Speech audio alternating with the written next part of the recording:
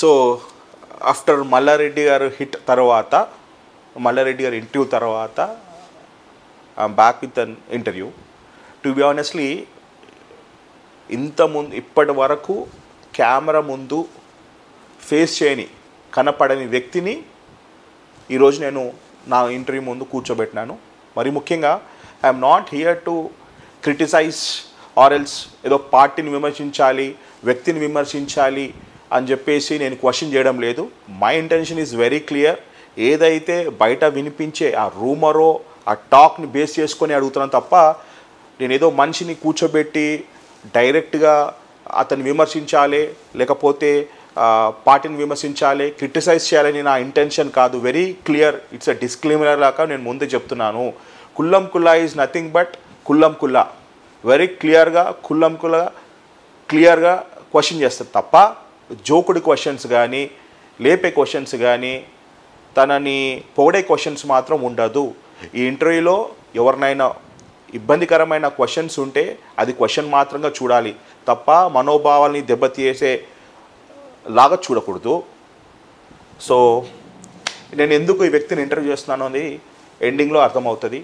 ఈ వ్యక్తి చాలా సీనియర్ మోస్ట్ కాంగ్రెస్ సంబంధించిన వ్యక్తి, ఎప్పుడు కనపడని వ్యక్తి కానీ వినపడే వ్యక్తి ఈ వ్యక్తి. So let's introduce our guest Raganna. Raganna కన్నా కూన రగన్న, కూన రాఘవేంద్ర గౌడ్. రైట్. రగన్న సుమారు 2 దశాబ్దాలుగా మీ రాజకీయం. అవును. 2005 to 2025. 2003 అంటే దాదాపు 22 ఇయర్స్. అవును. 22 ఇయర్స్ ఆఫ్ పొలిటికల్ కెరియర్ మీది. అంటే ఇక నాకు తెలిసి మీరు లాగులు వేసుకున్న వయసు నుంచి కాంగ్రెస్ పార్టీలో ఉన్నారు. I'm sorry to say this word.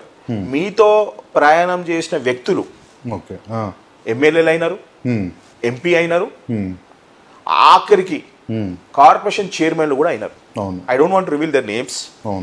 అందరికి తెలిసిన వ్యక్తులే. ఇప్పుడు నేను రివీల్ చేస్తే అవునా అంటారు. కానీ ఇంకా కూన రగన్న స్టిల్ ఈ స్ట్రగ్లింగ్ అనకూడదు కానీ ఇంకా ఇబ్బందికరమైన పరిస్థితుల్లో రాజకీయం చేస్తుండంటే అది మీ దరిద్రమా, లేకపోతే దరిద్రం అనే మాట వాడుతున్నప్పుడే నీకు అర్థం కావాలన్నా.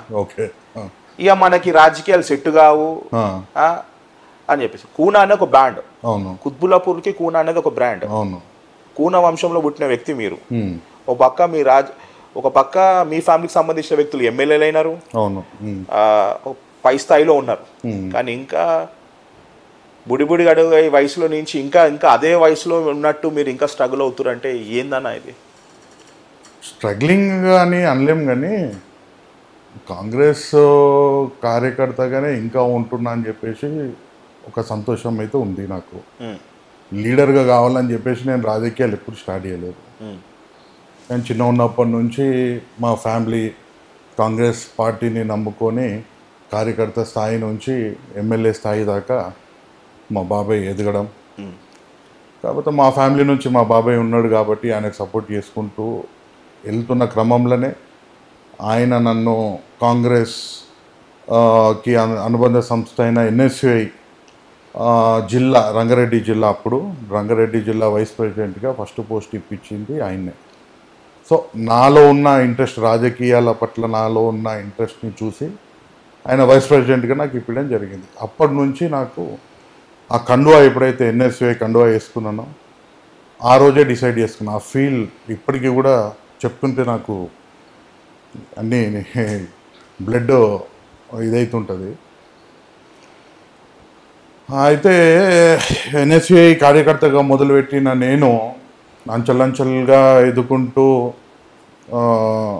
ఎన్ఎస్యుఐ రాష్ట్ర అధ్యక్షుని దాకా ఎదిగిన అంటే అది ఆయన బ్లెస్సింగ్సే. ఎవరు బ్లెస్సింగ్స్ అన్న? మా బాబాయ్ బ్లెస్సింగ్స్. ఎందుకంటే స్టార్టింగ్ చూపించింది ఆయన కాబట్టి అట్లా చేసుకుంటూ. Sorry for interrupt. ఇప్పుడు 20 సంవత్సరాల నుంచి కార్యకర్తగా ఉంటున్నాను అంటే అది మీరు ప్రౌడ్ మూమెంట్గా ఫీల్ అవుతున్నారు. అవును. కానీ నేమ్ ఉంది, ఫేమ్ ఉంది, పైసా ఉంది, పలుకుబడి ఉంది. ఇన్ని ఉన్నా కూడా ఇంకా కార్యకర్తగా మీరు కార్యకర్తగా ఎలా ఉండాల్సి వస్తుంది? అండ్ మోర్ ఎవర్ మళ్ళీ చెప్తున్నాను, నర్సరీ అయినోడు ఎల్కేజీ చదవాలి, ఎల్కేజీ అయినోడు యూకేజీ చదవాలి, యూకేజీ అయినోడు ఫస్ట్ చదవాలి, ఫస్ట్ 10th చదవాలి, డిగ్రీ, ఇంజనీరింగ్, సో కాల్డ్ ఇది అయిపోతుంది. ఇది ఒక సిస్టమ్. నువ్వు ఇంకా ఆడ ఉన్నావు అంటే ఒక పూర్ స్టూడెంట్గా మిమ్మల్ని కన్సిడర్ చేయకూడదా? అసలు అది దీనికి అసలు పొంతన అనేది లేదు. ఎడ్యుకేషన్ సిస్టమ్స్కి, పాలిటిక్స్కి, రాజకీయాలకి చాలా వ్యత్యాసం ఉంది. నువ్వు డిగ్రీ అంటే ఇంట్రడక్షన్ నీకు నర్సరీ నుంచి నువ్వు MBA వేస్తావా, డిగ్రీకి ఆపేస్తావా, ఇంటర్మీడియట్కి ఆపేస్తావా అనేది అది నీ చేతులు ఉంది. రాజకీయాలకు ఎడ్యుకేషన్కి సంబంధం లేదు. ఎదుగుదల ఉంటుంది. ఎప్పుడు ఉంటుంది? ఇప్పుడు మనం ఎమ్మెల్యే అయినా, మినిస్టర్ అయినా, లేకపోతే ఇంకా సోకాల్డ్ ఇంకేమన్నా కార్పొరేషన్ చైర్మన్ అయినా అందులో లేని మజా కార్యకర్తగా, కాంగ్రెస్ కార్యకర్త కూన రాఘవేందర్ గౌడ్ అంటే వచ్చే ఆ స్ట్రెంగ్త్, ఆ బలం, ఆ సంతోషం అనేది వేరే ఎన్నులు ఉండదబ్బా. ఎవరైనా కార్యకర్తగానే ఎమ్మెల్యేగా గెలవాలి, కార్యకర్త నుంచే మినిస్టర్ కావాలి, ఎమ్మెల్యే మినిస్టర్ కావాలి. అది పార్టీ గుర్తిస్తుంది. ఒక్కొక్క స్థాయిలో ఒక్కొక్కసారి ఒక్కొక్కరిని గుర్తిస్తుంది, ఒక్కొక్కరిని గుర్తించకపోవచ్చు. కానీ కార్యకర్త అనేటోడు ఏంది, కాంగ్రెస్ పార్టీని నమ్ముకొని ముందుకు వచ్చినోడు 100% కాంగ్రెస్ పార్టీ. 22 సంవత్సరాల నుంచి ఇంకా మీరు కార్యకర్తగా ఉన్నారు.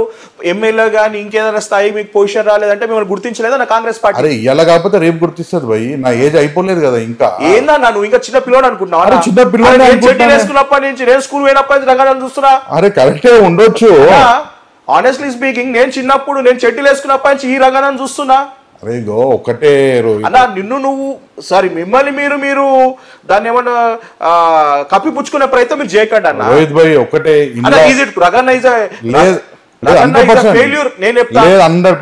చూసి పబ్లిక్ జాలి పడుతుంది అన్న. మాట కాదే కాదు. ఎందుకు జాలి పడుతుంది అబ్బా? అందరు సంతోషిస్తారు. ఇప్పుడు లీడర్ గా ఎదుగుతూనే మనకు పేరు పలుకుబడి ఉంది అనుకుంటే కరెక్ట్ కాదు నా దృష్టిలో. ఎప్పుడైతే నువ్వు కంటిన్యూగా పబ్లిక్ సర్వీస్లో, పబ్లిక్కి అనుబంధంగా వాళ్ళకు కష్టాలలో నువ్వు ఉంటావో ఆ సాటిస్ఫాక్షనే వేరు. ఇలా 2 రాజకీయాలు ఉంటాయి. ఒకటి ఏదో ఆశించి మినిస్టర్ అయిపోవాలి, ఎంపీ అయిపోవాలి, లేకపోతే ఎమ్మెల్యే అయిపోవాలి, ఇంకా ఉన్నత పదవులకు పోవాలని చెప్పి స్వార్థంగా ఆలోచించుకొని వచ్చే రాజకీయాలు వేరే ఉంటాయి. పబ్లిక్ సర్వీస్ బేస్డ్గా వచ్చే రాజకీయాలు వేరే ఉంటాయి. నేనైతే చాలా హ్యాపీగా ఉన్నా. ఇప్పటికీ నేనున్న సిచ్యువేషన్లో చాలా హ్యాపీగా ఉన్నా. ఎవడు ఏమన్నా అనుకొని, నేను పూర్ స్టూడెంట్ అనుకొని ఏమన్నా అనుకొని, వాళ్ళ మార్కులతోనే నేను లీడర్ కాలేదు, వాళ్ళు చేస్తే నేను లీడర్ కాలే. నా సొంతంగా నేను వచ్చిన, నా సిస్టమ్ ఇదే. నాకు హ్యాపీ ఉంది భయ్. నేను ఇప్పటికీ కూడా నేను చాలా హ్యాపీగా ఉన్నా.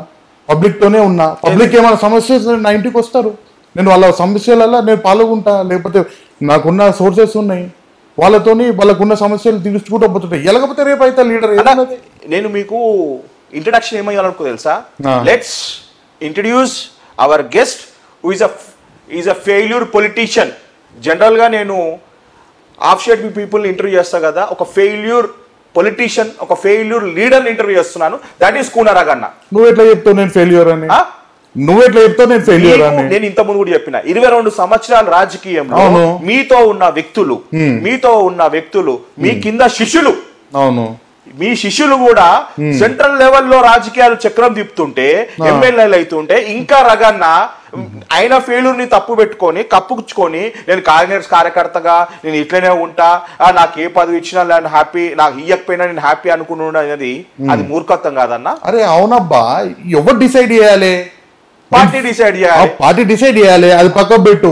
నేను ఫెయిల్యూరా, నేను యావరేజా, లేకపోతే నేను సూపర్ హిటా, ఎవరు డిసైడ్ చేయాలి? పబ్లిక్ డిసైడ్ చేయాలి. మరి పబ్లిక్ చెప్పాలి, నువ్వు చెప్తే నేను ఎట్లా ఫెయిల్యూర్? 2009కి వచ్చేసరికి ఇప్పుడు అన్న ఇట్స్ వెరీ క్లియర్ అన్న, 2009 వచ్చేసరికి మీరు ఉమ్మడి ఆంధ్రప్రదేశ్ కి సుమారు 295 నియోజకవర్గాలకి అప్పుడున్న ఉమ్మడి ఆంధ్రప్రదేశ్ కి రాజశేఖర రెడ్డి గారు ముఖ్యమంత్రి హోదాలో ఉన్నప్పుడు, మీరు ఎన్ఎస్ఆర్ రాష్ట్ర అధ్యక్షుడు ఉన్నప్పుడు అయినా your elected NSR state president. ఎన్ని రోజులు ఉన్నారన్నా మీరు? 2010లో నేను అయినా. అప్పటికి రాజశేఖర రెడ్డి గారు లేరు. తర్వాత అయినా కొన్ని కారణాల వల్ల పోయింది. రాసిపెట్టలేదు. అప్పుడు కారణాలు, ఇప్పుడు నేను మా బాబాయ్ ఎమ్మెల్యేగా పోటీ చేసినప్పుడు నేను కాంగ్రెస్ పార్టీకి అగనెస్ట్గా మేము కప్సా సార్ పార్టీ టికెట్ ఇవ్వకపోతే ఇండిపెండెంట్గా బాబాయ్ నించుండు కాబట్టి ఆయనకు సపోర్ట్ చేసిన. అప్పుడున్న డిసిసి ప్రెసిడెంట్ గారు మమ్మల్ని అందరినీ సస్పెండ్ చేసిండు. ఆ రివోక్ లెటరు నేను రివోక్ కాలేదు ఇంకా పార్టీలకు అని చెప్పి చూపించి నన్ను సస్పెండ్ చేయడం జరిగింది. ఇంతకుముందు మీరు గొప్పగా చెప్తూ మా బాబాయ్ గారు నన్ను రంగారెడ్డి జిల్లా అధ్యక్షుని చేసినారు అన్నారు. అవును, మీ బాబాయ్ గారు బ్లెస్సింగ్స్ తోటే మీరు ఎన్ఎస్ఏ జెండా మోసారు, కప్పుకుర్రు. ఇదే బాబాయ్ ఇక్కడ మేకాయ కూర్చుంటాడు, నాకు ఇబ్బందికరంగా పరిస్థితి అవుతుండు, స్టేట్ లెవెల్లో స్టేట్ ప్రెసిడెంట్ అయ్యిండు, స్టేట్ ప్రెసిడెంట్ అయినాక నాకు ఇబ్బంది కాదా, ఎందుకు పక్కలో బల్లం పెట్టుకున్నట్టు, నాకు ఇప్పటికే నాకు హ్యూజ్ క్రౌడ్ ఫుల్లర్ వచ్చింది, మీకు ఒక ఫాలోయింగ్ ఉన్న ఏర్పడిన తర్వాత నాకు ఏడా మైనస్ అవుతారని ఇదే మీ సాక్షాత్తు ఎక్స్ ఎమ్మెల్యే మీ కూన శ్రీశైలం గౌడ్ గారు, మీ సొంత బాబాయ్, మీ సొంత చిన్నాన్న మిమ్మల్ని రాజకీయ కుట్రలు మిమ్మల్ని బలి చేయలేదా? అరే ఎందుకు అనుకుంటారు భయ్? అరే ఇవాళ నేను ఎవరు ఎంబడి ఉన్నా అదే బాబాయ్ ఎంబడి ఉన్నారు మీరు. మరి ఎందుకుంటా? 2009 ఎలక్షన్స్, 2014, 2018, మొన్న జరిగిన 2023 ఇప్పటికీ మేము కలిసే ఉన్నాం కదా. ఎందుకు గొడవ ఎందుకు కలిసి? అరే ఎందుకు అనుకుంటావు నువ్వు? నీకెట్లా తెలుసు భయ్? గుంజేనే మీ బాబాయ్ కదా, నీకెట్లా తెలుసు? నేను చెప్పుడు కాదన్నా, ఇప్పుడు నేను ఎవరికైనా ఫోన్ కలుపుతానా? సరే ఓకే, అది పక్క పెట్టు. నేను ఎవరికైనా ఫోన్ కలుపుతా. అదా నేను డిలీట్ చేయమంటే డిలీట్ చేయను. ఈ రోజు తెలిసిపోవాలి, ఇది తాడో పేడో తెలియాలి. సరే ఓకే, సరే ఇప్పుడు నువ్వు అడిగినావు కదా క్వశ్చన్, సరే దీనికి ఆన్సర్ నేనే కదా చెప్పేది. మీరే చెప్పాలి. కంటెస్ట్ చేసింది ఎవరు? నేనే కదా. పోస్ట్ పోయింది ఎవరిది? నాదే కదా. అంటే నాకన్నా బాగా మీకు తెలుసా? నా పోస్ట్ పోయిందని చెప్పి నాకన్నా బాగా మీకు తెలుసా? తెలియదు. మరి నేనే కదా చెప్పాలి, నేనే కదా సర్టిఫై చేయాలి. ఒక్క నిమిషం అన్నా, నేను ఇంటర్వ్యూలో లైన్ లో ఉన్నానా అన్నా? కూన రాఘవేంద్ర గౌడ్ గారు 2010లో ఎన్ఎస్సిఐ స్టేట్ ప్రెసిడెంట్ అయిన తర్వాత వారం రోజులు ఉన్నాడన్నా ఆల్రెడీ హార్డ్లీ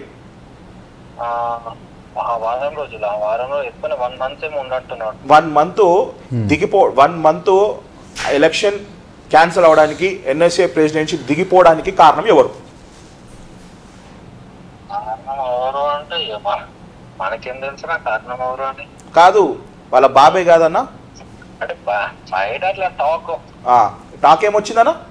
రగనే మంచి హార్డ్ వర్కరు, అని హార్డ్ వర్కర్ మస్తు ఎన్ఎస్ఏ మంచి ఊపిండు. కానీ ఇక బయట టాక్ ఏంటంటే వాళ్ళ బాబాయ్ అట్లా చేసిండు అనేసి ఒక టాక్ అంతే. బాబాయ్కి ఏం లాభం అన్న? అదే ఇది టాక్, బయట బాబాయ్కి ఏం లాభం మనకేం తెలుసు. కానీ బాబాయ్ చేసిందంటే మాత్రం మొత్తం వైరల్. ఆడ పుట్టినపురంలో వాళ్ళు ఏదో ఇట్లా చెప్తుంటారు ఇట్లా అనేది. ఓకే, థ్యాంక్ యూ అన్న. ఇప్పుడు మీతో పాటు ఈ వ్యక్తి మీకు పేరు తెలిసిన వ్యక్తి ఉండొచ్చు, ఈ వ్యక్తి ఎవరో చెప్తే కదా చెప్పేది, ఎవరో వ్యక్తి కాదు, హీజ్ ఇన్ స్టిల్ అన్న. నేను చెప్పానన్నా నీకెందుకు ఇంత లైవ్ గా మాట్లాడించినాక పేరు చెప్ప నీకేమున్నది? నాకు ఇదే కాంగ్రెస్ పార్టీ నీ ఎంబడున్న వ్యక్తియే, నీతో ఉన్న వ్యక్తులే, ఇప్పుడు పెద్ద స్థాయిలో ఉన్న వ్యక్తియే. తను చెప్పేది బయట టాక్ అన్నాడు, టాక్ కదా. నేను అదే టాక్ ని అడుగుతున్నా. మీ పతనానికి కారణం పూనారావు పతనానికి కారణం మీ సొంత బాబాయ్. కానే కాదా కక్కు ఈరోజు కక్కాలే నువ్వు, కానే కాదని నేను అంటా. ఎందుకు మళ్ళా రేపటి దినాలు మా బాబాయ్తో ఉండకపోతే మన నాకు టికెట్ ఇప్పాడు, దేనికి టికెట్ తిరుగుతున్నా 1.5 year నుంచి కార్పొరేట్ కూడా తిరగట్లేదు, ఒక ఎమ్మెల్యే కూడా తిరుగుతలేదు, తిరుగుతున్నావు కదా. రేపటి దినంలో మీ బాబాయ్ బ్లెస్సింగ్స్ లేకపోతే నీకు టికెట్ రాదు కదా. అరే అట్లేం ఉండదు రోహిత్ భాయ్, పబ్లిక్ టాక్ ఫ్యామిలీలు ఉన్నాం కాబట్టి ఇట్లా చేసి ఉండొచ్చేమో అని చెప్పేసి వాళ్ళు అనుకుంటుండొచ్చు. ఇవాళ క్లియర్ చేస్తున్నా, నేను పబ్లిక్కే చెప్తున్నా. నేను ఇట్లాంటి సిచ్యువేషన్ వస్తుందని నేను అనుకోలేదు. నిజంగా కూడా పబ్లిక్ ఇట్లా అనుకుంటుందన్న ఆలోచన నాకు లేదు. నిజంగా చెప్తున్నా భయ్, అనుకుంటుండొచ్చు. కానీ నేను ఎంతమంది చెప్పినా ఇవాళ నేను ఫస్ట్ టైం కెమెరా ముందుకు వచ్చినా కాబట్టి ఎంతమంది చూస్తారో వాళ్ళందరికీ నేను క్లియర్ చేసి చెప్తున్నా, ఇది చేసింది ఆయన కాదు. నాకు 100% తెలుసు. తెలిసినంత మాత్రం నేను మధ్యలో రాజకీయాలకు కొన్ని రోజులు పాజ్ పెట్టినా. ఎందుకు? మీ బాబాయ్ కారణం లేదు నా ఫైనాన్షియల్గా కొంచెం నేను ఎన్ఎస్యూఐలో ఎన్నైతే ఖర్చు పెట్టినా ఏం చేసినా అవన్నీ ఎన్ని కష్టాలు అవన్నీ సినిమాటిక్ వే అయిపోతుంది ఇప్పుడు నేను అవన్నీ చెప్తే. ఇవన్నీ తట్టుకోనికే కొంచెం ఫైనాన్షియల్గా నేను ఉన్నాను ఒక్క కొడుకుని, కొంచెం ఫైనాన్షియల్ కూడా చూసుకోవాలి, పెళ్ళయింది, పిల్లలు ఉన్నారు కాబట్టి కొంచెం నేను పాజ్ ఇచ్చిన. అట్లాంటిది పాజ్ ఇచ్చిన ఎలక్షన్ వచ్చినప్పుడు మళ్ళీ వచ్చి మా బాబాయ్కి పని చేసిన నేను. తప్పదు కదా మళ్ళీ మీ బాబాయ్ తప్పదు కాదబ్బా, తప్పదు. ఇంత ఆయన ఏమన్నా నా మెడ మీద కత్తి పెట్టిండా నువ్వు పని చేయకపోతే నేను చంపేస్తా అని? నాకు ఇష్టం భయ్, మా బాబాయ్ అంటే నాకు ఇష్టం. మా ఫ్యామిలీ అబ్బా, మా ఫ్యామిలీ. ఆయన ఎట్లా దూరం, ఆయన నేను వేరే ఎందుకు అనుకుంటారు మీరు? అరే మీరు అనుకుంటారు అట్లా, ఇది మిస్ కన్సెప్షన్ అంటారా, దీన్ని ఏమంటారు? నేను చెప్తున్నా కదా, మైండ్లకేని తీసేయండి. ఇది మా బాబాయ్ నేను వేరు కాదు. ఆయన నాకు ఎప్పుడు ఎంకరేజ్మెంటే చేసిండు తప్ప డిస్కరేజ్మెంట్ ఎప్పుడు చేయలే. ఇంకోటి ఏంటంటే నేను ఏ రోజు కూడా నాకు కార్పొరేటర్ టికెట్ కావాలనో లేకపోతే నన్ను లీడర్ని చేయనో మా బాబాయ్కి ఏ రోజు నేను అడగలే. అడుగుతారేమో అని భయపడి చేసినట్టు. ఎందుకు భయపడతాడు భయ్? నేను ఏమన్నా పెద్ద తీసుమార్కన్నా? నేనేమన్నా కార్పొరేటర్ పెద్ద ఇది అయిపోయింది? అరే స్టేట్ ప్రెసిడెంట్ అయినంత మాత్రాన ఇప్పుడు ఎంతమంది స్టేట్ ప్రెసిడెంట్లు ఉన్నారు? అరే అవు భయ్, ఎలక్టెడ్ నేను. నా తర్వాత ఎలక్టెడ్ చాలా మంది ఉన్నారు, నాకన్నా ముందు ఎలక్టెడ్ చాలా మంది ఉన్నారు. ఇప్పుడు అందులో పేర్లు చెప్పు నువ్వు, ఎవరెవరు బాగా సక్సెస్ఫుల్ అయ్యారు, ఎవరెవరు ఎమ్మెల్యేలు అయ్యారు, ఎవరెవరు మినిస్టర్ అయ్యారు, నువ్వు చెప్పు. ఒక ఫేజు రోహిత్, అది ఒక ఫేజ్లో ఆ టైంలో నేను ఎన్ఎస్ఏ కోసం చేసిన సేవలకి పార్టీ నాకు ఒక అవకాశం ఇచ్చింది. ఒకటి ఇప్పుడు మా బాబాయ్, నేను ఒక క్వశ్చన్ అడుగుతూ చెప్పు. ఇప్పుడు మా బాబాయ్ నిజంగా చేయాలి అనుకున్నా అనుకో, ఇప్పుడు నేను ఎన్ఎస్ఏ ప్రెసిడెంట్గా గెలవకన్నా ముందే చేయొచ్చు కదా. మరి నేను ఎన్ఎస్ఏ ప్రెసిడెంట్ ఎట్లయితా? ఇప్పుడు నేను రాజకీయాలకు రావద్దు, నేను ఏకమైకైతా అని చెప్పేసి ఆయన అనుకుంటే ఎన్ఎస్ఏ ప్రెసిడెంట్గా నేను కంటెస్ట్ చేస్తున్నా అని చెప్పినప్పుడే నన్ను ఆపుండొచ్చు కదా. అప్పుడే ఆయనకి మదిలో మెలు ఉండొచ్చు కదా. అరే ఏంది నువ్వు ఎందుకు అనుకుంటావు బా? నువ్వు అనుకున్నది కరెక్ట్ అని నువ్వు ఎందుకు అనుకుంటావు? అరే పబ్లిక్ అనుకుంటుందని చెప్పేసి నువ్వు అంటున్నావు అంతే. నేను పబ్లిక్ నేను క్లియర్ చేస్తున్నా కదా. ఎండాస్ చేయాల్సింది నేనే కదా, ఎస్ నువ్వు చెప్పాల్సింది నేనే కదా, బాధ్యుని నేనే కదా. ఏమంటారు దాన్ని అంటే విక్టిమ్ నేనే కదా, నేనే చెప్తున్నా కదా కాదని. మరి కాదన్నాక నువ్వు ఎందుకు దాన్ని అంత స్ట్రెస్ చేస్తున్నావు? అసలు ఆ టాపిక్ మాట్లాడాల్సిన అవసరమే లేదు. ఎందుకు మళ్ళీ కూర్చొని డిసైడ్ అయిపోయారు, మాట్లాడుకుర్రా? అరే మాట్లాడుకునేది ఏందబ్బా, మేము ఎప్పుడు మాట్లాడుకుంటూనే ఉంటాము, ఎప్పుడు మాట్లాడుకుంటూనే ఉంటామా బా. బయట ఒక మాట చెప్తా, బయట ఏమనుకుంటారు నీకు ఏం తెలుసలే అనుకుంటా, నీకు తెలుసు కూడా. అరే ఎందుకు తెలియదు? నేను లేనా పబ్లిక్ లో లేనా? నాకు ఎందుకు తెలియదు? నువ్వు బెంగళూరు ఉన్నావే, నీకేం తెలుసు కానీ. అరే బెంగళూరు ఉన్నంత మాత్రం నేను వదిలేసి ఏమన్నా వెళ్ళిపోయినా వలసపోయినా నేను బెంగళూరుకి. కూనా రగన్న కూనా ఫ్యామిలీలో పుట్టడమే ఆయనకి శాపం అయింది. రాజకీయంగా ఆయనకి కరియర్ ఫుల్ స్టాప్ పట్టడానికి కారణం కూడా ఆ కూనా ఫ్యామిలీయే. కూనా ఫ్యామిలీలో కూనా శ్రీశైలం గాడు తప్ప సెకండ్ ఫేజ్ లీడర్ పోడు కూడా. అరే నువ్వు అనుకుంటే కాదు, అది నువ్వు అనుకుంటే కాదు. నువ్వు బాగా చెప్తా చెప్పగలుగుతావా అన్న? ఇలా ఒకటి సరే నేను ఒకటి చెప్తా, బాగా చెప్తా చెప్పగలుగుతావా? నేను చెప్తా ఇను. కాంగ్రెస్ పార్టీ సరే, కాంగ్రెస్ పార్టీ ఇట్స్ పెట్టు, నువ్వు కూనా ఫ్యామిలీ గురించి మాట్లాడుతున్నావు. ఇవాళ కూనా ఫ్యామిలీకి ఈ ఆస్తులు పాస్తులు ఎట్లయితే పంచుకుంటామో ఏమని ఉండని, అది అదృష్టం దేవుడు ఇచ్చేది, అది దేవుడు ఇచ్చేది తప్ప, అది దేవుడు ఇచ్చేది. మనం కష్టపడితేనే వచ్చేటి. అవి 100 కోట్లు ఉండని 1000 కోట్లు ఉండని ఏమన్నా ఉండని, అదే ఏమన్నా ఉండని అబ్బా, అది ఏమన్నా ఉండని కష్టపడితే వచ్చినాయి. ఆస్తి పాస్తులు పంచుకోనికే రాజకీయాలు పంచుకోనికే ఉండదు. ఇది మన చేతిలో ఉండదు. ఇది పబ్లిక్ డిసైడ్ చేయాలి. ఇలా మా బాబాయో లేకపోతే నేను, మా బాబాయ్ తర్వాత నేను, ఇట్లాంటివి ఉండేవి రాజకీయాలలో. అట్లా అనుకున్న వాళ్ళందరూ జీరోలు అయినరు. నా తర్వాత నా కొడుకు, నా తర్వాత నా ఫ్యామిలీ మెంబరు, నా తర్వాత ఇంకోడు అని చెప్పేసి అనుకున్న వాళ్ళందరూ జీరోలు అయినరు. నువ్వు చూసుకో చరిత్రని, చాలా తక్కువ మంది సక్సెస్ అయ్యి ఉంటారు. ఎందుకంటే వాళ్ళకున్న ఒకే కుటుంబం నుంచి ఎమ్మెల్యేలు అయినారు, ఎంపీలు బ్యూటీ. ఎందుకు జానారెడ్డి గారు కుటుంబంలో కాలేదా? అరే ఇప్పుడు అయ్యిండ్రు కాదంటలేదు. జానారెడ్డి గారు పక్క జరిగిన తర్వాత వాళ్ళిద్దరు అయ్యిండ్రు. జానారెడ్డి గారు ఉండంగా ఎవరు అప్పటికైతే కాలేదు కదా, అయ్యిండ్రా? బాబాయ్ని ఎంత నమ్మిండంటే బాబాయ్ ఏ పార్టీకి పోతే ఆ పార్టీకి పోతాడు. బాబాయ్ కాంగ్రెస్ పోతే కాంగ్రెస్ పోతాడు, బీజేపీ పోతే బీజేపీ పోతాడు, టీఆర్ఎస్ పోతే టీఆర్ఎస్ పోతుంటారు. ఇక మీరు ఆఖరి వైఎస్ఆర్ టీపీ పోతే కూడా వేరు కదా మీరు. అవునా బైను, అంటే మీకు పార్టీ ఇంపార్టెంట్ కాదు, మీకు మీ బాబాయ్ ఇంపార్టెంట్. అబ్బా వైఎస్ఆర్సీపీలకు పోవడానికి కారణం ఏంది?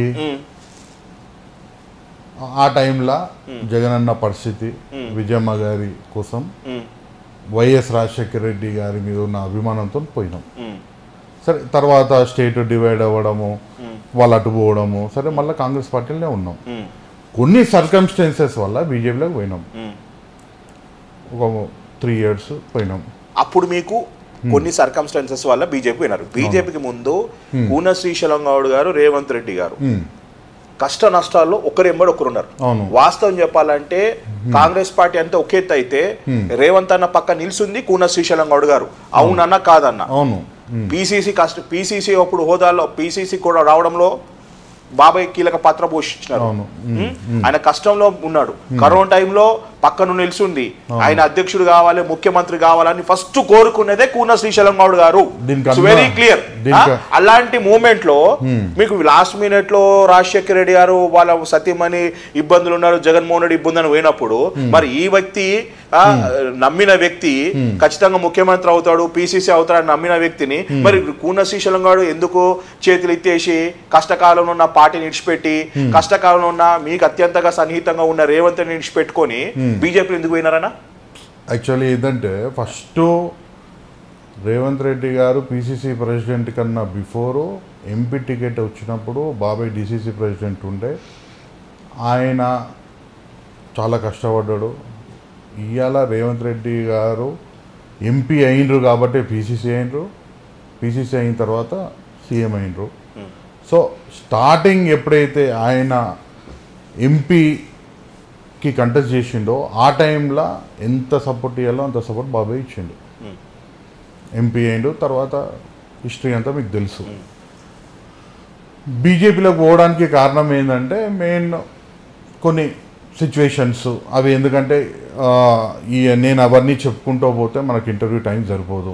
ఇంకోటి ఏంటంటే ఓకే ఇంకోటి ఆన్సర్ లేదని ఎందుకు చెప్తా నేను ఎందుకు చెప్తా ఆన్సర్ లేదని? ఆన్సర్ లేకపోతే వెయిట్ చేస్తానా నేను, నాకు అదేం లేదు చెప్పు, నేను వెయిట్ చేస్తాను. నువ్వు రాత్రి అంతా వెయిట్ చేసినా రాత్రి అంతా కూర్చొని చెప్పడానికి నాకు కూడా ఓపిక ఉంది. చెప్పన్నా మరి నువ్వు చెప్పినంత మాత్రాన మనము ఏదో భయపడో ఇట్లా కాదబ్బా. భయపడతారన్నా ఇంకోటి చెప్తా వినాబ్బా.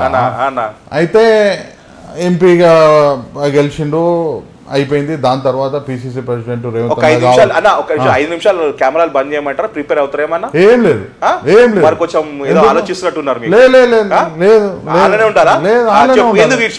ఆన్లైన్ ఉండాలి. మీకు రేవంత్ రెడ్డి గారు ఏం తక్కువ చేసిరని మీకు ఇష్టం? రేవంత్ రెడ్డి గారు ఏం తక్కువ చేయలేదు. రేవంత్ రెడ్డి గారు పిసిసి ప్రెసిడెంట్ కావాలని ఆయన ఎంపీని గెలిపించుకున్న తర్వాత ఆయనని పిసిసి ప్రెసిడెంట్ చేసుకోవాలని చెప్పేసి ఎంతమంది అయితే కష్టపడ్డారో అందులో ఫస్ట్ వ్యక్తి మా బాబాయ్.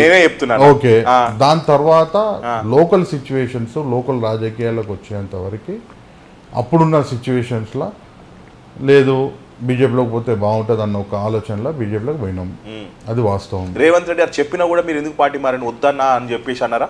ఇప్పుడు లోకల్లో మనం పాలిటిక్స్ చేస్తున్నాం, మనం నమ్ముకొని చాలామంది కార్యకర్తలు ఉన్నారు, వాళ్ళు కూడా ఫీడ్బ్యాక్ తీసుకుంటాము. ఇప్పుడు అవన్నీ మీరు ముందుకు మాట్లాడరా బావి? ఇప్పుడు వెనకాల మాతో పాటు కూడా ఫాలోవర్స్ ఉంటారు. వాళ్ళ ఫాలోవర్స్ అయితే ఉంటేనే, కార్యకర్తలు ఉంటేనే కదా మేము లీడర్లు అయింది. ఇప్పుడు వాళ్ళకు కూడా ఒక అవగాహన, ఒక ఆలోచన ఉంటుంది కదా. పార్టీ మారినప్పుడు కాంగ్రెస్ పార్టీని కానీ రేవంత్ రెడ్డి గారిని ఆయన వల్ల కానీ ఒక్క కారణం అన్న మేము చూపించి కాంగ్రెస్ పార్టీ గురించి నెగిటివ్గా కానీ ఎప్పుడన్నా ఏమన్నా మాట్లాడినామా? అంటే మీరు పార్టీ మారేటప్పుడా? పార్టీ మారేటప్పుడు మీరు ఎందుకు మారినాం? ఇప్పుడు 2009లో ఇండిపెండెంట్ క్యాండిడేట్ హయ్యెస్ట్ మెజారిటీ ఆ టైంలో కుత్బుల్లాపూర్ ప్రజలు శ్రీశైలం గౌడ్ గారిని గెలిపించినప్పుడు మా ఉనికి కూడా మేము కాపాడుకోవాలన్నా? కుత్బుల్లాపూర్లో మాకంటూ కార్యకర్తలు ఉన్నారా? మాకంటూ ఒక ఫ్యాన్ బేస్ ఉన్నదా? ఇప్పుడు వాళ్ళందరి మాట కూడా మేము వినాలి కదా. ఇప్పుడు మమ్మల్ని మేము కాపాడుకొని మేము లీడర్గా ఉంటేనే కదా రేపు పొద్దున్న రేవంత్ అన్న కూడా మేము ఇది చేసేది. ఆ సిచ్యువేషన్ లేనప్పుడు మరి మారక తప్పదు కదా. అప్పుడు బీజేపీ ఫ్లో కూడా ఎక్కువ ఉండే అప్పుడు బీజేపీ ఫ్లో అని కాదు ఓన్లీ మనం ఏంటంటే టీఆర్ఎస్ పోవచ్చు కదా బీజేపీ ఇక టీఆర్ఎస్ కథ వద్దే వద్దు ఎందుకన్నా వద్దే వద్దు టీఆర్ఎస్ కథ తీయొద్దు టీఆర్ఎస్ పార్టీ అనేది ఇప్పుడు నీకు తెలుసు నాకు తెలుసు ఆ నియంత ఆ పోకడాలు అలా మాటలు వద్దబ్బా ఆ పార్టీ అయితే మా ఆలోచనలో కూడా లేదు అంతేనా ఫెయిర్ పాలిటిక్స్ చేయడం ఇంపార్టెంట్ ఓకే అన్న 2 దశాబ్దాలుగా కుత్బుల్లాపూర్లో కూనా ఫ్యామిలీ వెళ్తుంది అవును ఇటు కూనా శ్రీశైలం గౌడ్ గారు కావచ్చు కానీ కూనా వివేక్ గారు కానీ 2 పేర్లే ప్రధానంగా వినిపిస్తుంది అవును అంటే 3వ వ్యక్తిని రానియారన్న మేము రానిచ్చేది ఏంది ఇప్పుడు ఎమ్మెల్యేగా శ్రీశైలం గౌడ్ గారు రానిచ్చడం ఏంది మళ్ళా ఇప్పుడు ఉదాహరణకి కొల హనుమంత్ రెడ్డి గారు ఏ పార్టీకి పోతే ఆ పార్టీకి పోయి మీరు ఎందుకు మేమెందుకు పోతాం అబ్బా బీజేపీలో పోతే మీరు పోతారు అవును కాంగ్రెస్ లోకి వస్తే మెల్ల మీరు కాంగ్రెస్ లోకి వస్తారు అట్లా మనిషిని మీరు బతకనియారా మీరు అసలు ఎందుకు అనుకుంటావు అట్లా ఆయన చాలా మంచి వ్యక్తి ఇప్పుడు నిజం చెప్పండి ఇప్పుడు నిజమే చెప్తున్నా లేదబ్బా అర్థాలు అరే చాలా సాఫ్ట్ అబ్బా ఆయన చాలా మంచోడు కాదని అంటలే ఇప్పుడు రాజకీయాలలో ఏముంటది ఆ టైంలో మన సిచ్యువేషన్ ని బట్టి మనం పోయినాం ఇప్పుడు 3 ఏ పార్టీ పోతే సరే మేము పోయినామబ్బా మేము పోయింది ఎంత 3 సంవత్సరాలే అరే ఇంట్లో పిల్లగాడు అలిగి ఇప్పుడు కుటుంబంలో ఎవరన్నా చిన్న పిల్లాడు అలిగి అది ఏదో బయటకు పోయినంత మాత్రాన తల్లిదండ్రులు మొత్తం 3 సంవత్సరాలు నువ్వు బయటకు పోయినావు కాబట్టి నువ్వు వనికిరావు రాబాయ్ అని చెప్పేసి ఏమైనా సర్టిఫికేషన్ ఇస్తారా ఇప్పుడు పార్టీలకు వచ్చి మళ్ళీ పార్టీకే కదా మేము పనిచేస్తుంది పదవులు అయితే ఏం తీసుకోలేదు కదా ఇప్పుడు 2009 ఉండని 2009లో టికెట్ ఇవ్వకుండా మేము ఇండిపెండెంట్గా గెలిచి తర్వాత మళ్ళీ కాంగ్రెస్ పార్టీకే కదా సపోర్ట్ చేసింది ఆ సర్వీస్లు గుర్తురావా ఎంతసేపు అరే అమ్మ అది ఇది అనడమే కానీ ఏ నుంచి వచ్చినామా బాబు బయట ఏమంటారు తెలుసా కూనా వివేక్ గౌడ్ గారు వేరు కాదు కూనా శ్రీశైలం గౌడ్ గారు వేరు కాదు 2 ఒకటే బయటకు మాత్రం తిట్టుకుంటారు చేసుకుంటారు కానీ సాయంత్రం వచ్చేసరికి కూర్చొని కలుపుకుంటారు ముచ్చట్లు ఆస్తులు లెక్క పెడుతుంటారు వాళ్ళకు మాకు సంబంధం లేదు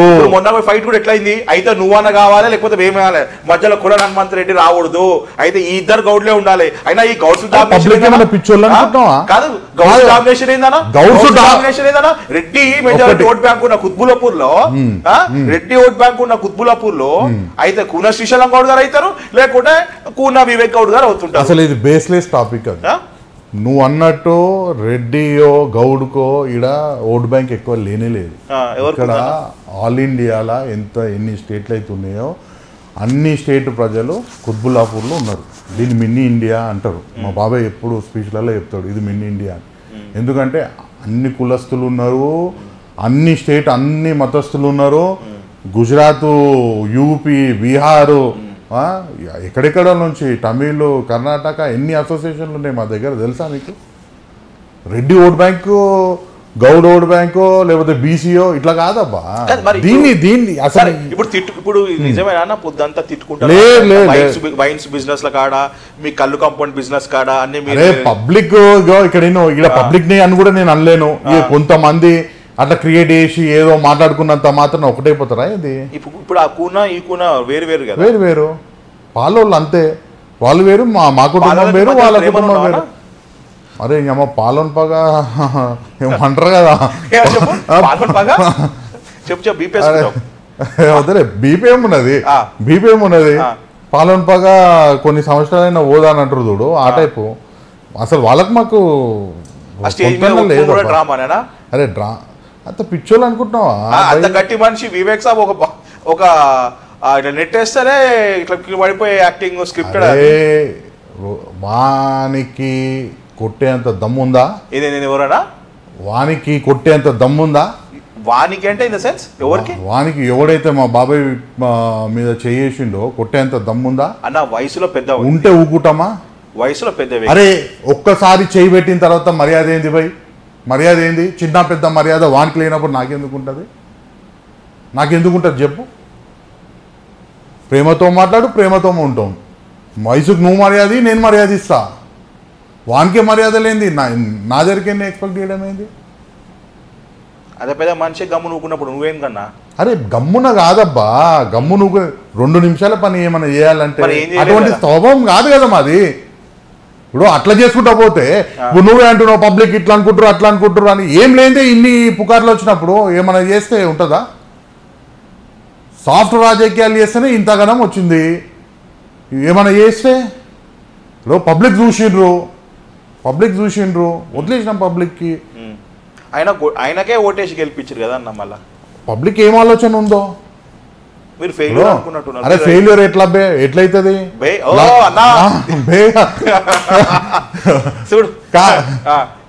ఫెయిల్యూర్ ఎట్లయితుంది? 1,02,000 బేలు గీలు రావు, బేలు గీలు కెమెరా తర్వాత కూడా రావు. కానీ సరే ఇప్పుడు మా బాబాయ్కి ఏమైనా తక్కువ ఓట్లు వచ్చినాయి అనుకుంటున్నాను. 1,02,000 ఓట్లు వచ్చినాయి. 1,00,000 మెజారిటీ ఎక్కువ వచ్చింది. 80,000 వచ్చిందబ్బా. ఇప్పుడు ఫ్యాక్ట్, అది ఓపెన్ ఫ్యాక్ట్. దాన్ని ఏమన్నా మనం బాక్స్లో పెట్టి దాచిపెడతామా? అది ఓపెనే కదా వచ్చింది. అయినా సరే 1,00,000 ఓట్లు అయితే తెచ్చుకున్నాం కదా. పార్టీ మారినా ఎలక్షన్ కన్నా ముందు పార్టీ మారినా మాకంటూ 1,00,000 మంది అయితే మా సైడ్ అయితే ఉన్నారు కదా. ఒక్క ఇండిపెండెంట్ గెలిచి అప్పుడు రాజశేఖర్ గారు వేవ్లో ఇండిపెండెంట్ గెలిచిన కప్పు శాసనం మీద గెలిచిన కూన శ్రీశైలం గౌడ్ గారు 2009 తప్ప 14లో ఓడిపోయిండు, 18లో ఓడిపోయిండు, 24లో ఓడిపోయిండు. హ్యాట్రిక్. ఇంకెందుకన్నా రాజకీయం ఇంకా మనిషికి? అంటే ఓడిపోతే అయిపోయింది. 3 సార్లు కదా అన్న, 3 సార్లు మధ్య మీ పాలనకి మీ 3 సార్లు కాదు, వివేక్ గారికి ఇచ్చినారు కదన్న. బ్రదర్ ఒకటే 3 సార్లు కాదు, 30 సార్లు ఓడిపోయినా 30 సార్లు గెలిచినా రాజకీయం చేసేటోడు రాజకీయాలే చేస్తాడు. పబ్లిక్ సర్వీస్లో అలవాటు పడ్డోడు ఇదే ఫరక్ పడదు. ఇప్పటికీ నువ్వు కుత్బుల్లాపూర్లో ఎవరిని పోయి మాట్లాడినా ఆ హవా అనేది ఇప్పటికీ తగ్గలే. సరే ఓట్ల రూపంలో పబ్లిక్ ఆలోచన టీఆర్ఎస్ కేసీఆర్ గారి బొమ్మ మీద గెలిచిన వాళ్ళు వీళ్ళందరూ. సొంత దీని మీద గెలిచినోడు ఎవ్వరు లేడు నా దృష్టిలో. అసలు వీళ్ళు లీడర్గా నేను ఎవరిని కూడా కన్సిడర్ కూడా చేయను. నేను ఇంత ఫేర్గా ఉండే వ్యక్తి, వైట్ కాలర్ బిజినెస్ చేసే వ్యక్తి, that to business you are doing in Zaheerabad, ఎక్కువ శాతం బెంగళూరులో. మీరు 10 సంవత్సరాలు పోగొట్టుకున్న పైసలు అంతా రాజకీయంలో మీరు బ్యాక్ కష్టపడినారు. ఫ్యామిలీ పిల్లలు పెద్దగా అయినారు కాబట్టి you stood by your own business like real estate. ఇక్కడ కూడా చేయలేదు మీరు, దందాలు అనొచ్చు, ఇక్కడ చేయలేదు. అలాంటి వ్యక్తి పైన మిమ్మల్ని నక్సలైట్ ఎందుకు మిమ్మల్ని బెదిరించారు? నక్సలైట్ మిమ్మల్ని 50 లక్షలు ఎందుకు డిమాండ్ చేసినారు? మిమ్మల్ని ఇవ్వకపోతే మిమ్మల్ని చంపేస్తామని చెప్పేసి సీరియస్ గా, ఇట్స్ నాట్ అ జోక్. మీరు నవ్వుతున్నట్టు అది మేము మైట్ బి యువర్ స్క్రిప్టెడ్, మీరేమైనా తయారు చేసుకుని ఏమైనా ఇచ్చిరా సినిమాటిక్ చూపించి రాసి అసలు ఏం జరిగింది? మిమ్మల్ని ఎందుకు చంపాలనుకున్నారు నక్సలైట్లు? చంపాలనుకున్నారా? 50 లక్షలు ఇవ్వాలనుకున్నారా? 50 లక్షలు డిమాండ్ చేయాలనుకున్నారా? లేదు, యాక్చువల్లీ ఏంటంటే అది చిన్న ఇష్యూ అయ్యింది. కాకపోతే ఏంటంటే పాపం పైసల కోసము ఒక ఆయన రావడము, లెటర్ పెట్టడము, తర్వాత లెటర్లో ముందుగానే రాసినట్టు తులసి మొక్కని పీకేస్తామన్నట్టు, ఒక నక్సలైట్స్ రాసినట్టు ఆ ఫార్మాట్లు రెడ్ ఇంకు బ్లూ ఇంకు అంతా మెయింటైన్ చేసి రాసిన మాట అయితే వాస్తవమే. తర్వాత నేను ఆ రోజు లేను, మమ్మీ డాడీ ఇద్దరే ఉండే. తర్వాత మళ్ళా మార్నింగ్ డాడీ వాకింగ్కి లేచి చూసినప్పుడు ఆ ఎర్ర టవల్ ఒకటి, ఆ ఎర్ర టవల్ అసలు నైట్ పెట్టిరేనా? నైట్ మీ ఇల్లు రోడ్ మీదకే ఉంటుంది, అంత ధైర్యం సీసీ కెమెరా గల్లీలో ఉంది. అయితే చెప్తా స్టోరీ.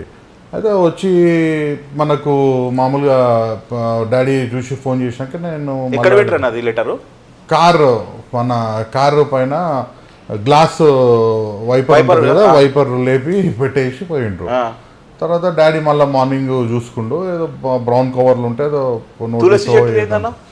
అంటే అందులో రాసిందనమాట, తులసి మొక్కని నేను పీకేసిన ఈజీగా నీ ఇంటికి వచ్చి తులసి మొక్క వీకినని రేపొద్దున మీ కొడుకుని చెప్పడం నాకు ఈజీ అన్నట్టు ఆ విధంగా రాసి ఇండికేట్ చేస్తూ ఆ తులసి చెట్టు పీకేసి పక్కన పెట్టి రైట్ అట్లా. తర్వాత నేను పోయి పోలీస్ కంప్లైంట్ ఇచ్చిన. నిజంగా చెప్పాలంటే మన పోలీస్ సిస్టము సినిమాలలో చూడడం కానీ వాళ్ళ వర్కింగ్ స్టైల్లో నేను మొన్న వాళ్ళ ఎంబడి ఉండి చూసిన. జబర్దస్త్ వర్క్ బై వాడిని ఒక 4-5 రోజులు ట్రై చేసారు. ఆల్మోస్ట్ ఒక 1000 కెమెరాలు వచ్చినప్పటి నుంచి పోయింది. అంటే మాకు కూడా కొంచెం టెన్షన్ అయ్యింది, అంటే సీసీ కెమెరాలో రికార్డ్ అయినంత మటుకు మన ఇంటికి రావడం పెట్టడం పోవడం అయిపోయింది. తర్వాత మీ ఇంటి దగ్గర సీసీ కెమెరా రికార్డ్ కాలేదన్నా? రికార్డ్ అయింది, రికార్డ్ అయింది. అంటే హుడ్డీ వేసుకొని మాస్క్ పెట్టుకొని వచ్చిండు. సో ఆ పిల్లాడు నాకు తెలిసి ఒక 20-25 ఏజ్ ఏమో ఉంటాడు. తర్వాత మళ్ళీ పోలీస్ కంప్లైంట్ ఇచ్చిన తర్వాత వాళ్ళ సీసీ కెమెరాల్లో చెక్ చేస్తే పబ్లిక్ ట్రాన్స్పోర్ట్ బస్సులో రావడం.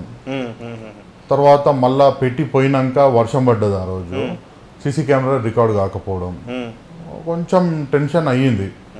ఎవరో ఏందో అనుకున్నాం కానీ క్లోజ్గా ఎవరో మానిటర్ చేసి దగ్గరున్న వాళ్ళు ఎవరో పెట్టవచ్చు అని చెప్పేసి పోలీసులు కూడా చెప్పడం జరిగింది. మనం కూడా ఆలోచన చేస్తే 4-5 డేస్ తర్వాత ట్రేస్ చేసి పట్టుకోరు. కాదన్నా, ఇంత జరిగినప్పుడు ఈ న్యూస్ ఎందుకు బయటికి రాలేదు? న్యూస్ వారం తర్వాత ఎందుకు మీడియాలోకి వచ్చింది? అసలు మీడియాలో కూడా ఎట్లొచ్చిందో నాకు కూడా తెలియదు. మీడియాలో కూడా మీడియా కూడా రాలేదు, ఏదో ఒక ఛానల్లో ఒక దగ్గర వచ్చింది. ఎందుకు మీరు ఎక్స్పోజ్ చేసుకోలేరు? ఇప్పుడు చిన్న జరుగుతూనే, ఇప్పుడు ₹1 జరుగుతూనే రూపాయి ఇచ్చేటోళ్ళు అంటే సింపతిలో ఒక ఎమోషన్ క్రియేట్ చేయాలి, మళ్ళీ న్యూస్ సెన్స్ అవుతుంటుంది, పబ్లిక్ లో నేమ్ మళ్ళీ వస్తుంది అనుకుంటారు కదా. మరి మీరెందుకు న్యూస్ లో ఈ వార్త రాయకుండా? సొంత కష్టం మీద ఫేమ్ వచ్చింది అనుకో రోహిత్, ఆ మజానే వేరు. ఇట్లా ఏదో ఈ సిచ్యువేషన్ ని వాడుకొని మనం ఫేమ్ తెచ్చుకున్నాం అనుకో, నా దృష్టిలో కరెక్ట్ కాదు. అట్లా ఫేమ్ అయ్యేది ఉంటే ఇవాళ నేను ఎప్పుడో ఫేమ్ అవుతుంటే. కాకపోతే ఆ రోజు కూడా ఏంటంటే న్యూస్లో లీక్ అయిన తర్వాత కూడా నాకు ఎన్టీవీ, TV9 వాళ్ళు నా పాత పరిచయాలు ఉన్నాయి కాబట్టి వాళ్ళందరూ కూడా నాకు ఫోన్ చేసి అన్న చిన్న బయటి అంటే కూడా నేను ఎవరికి ఇయ్యలే. అదే ఇప్పుడు ఎందుకు కూన రఘుని సంపాల్సిన అవసరం ఏమొచ్చింది వాళ్ళకి?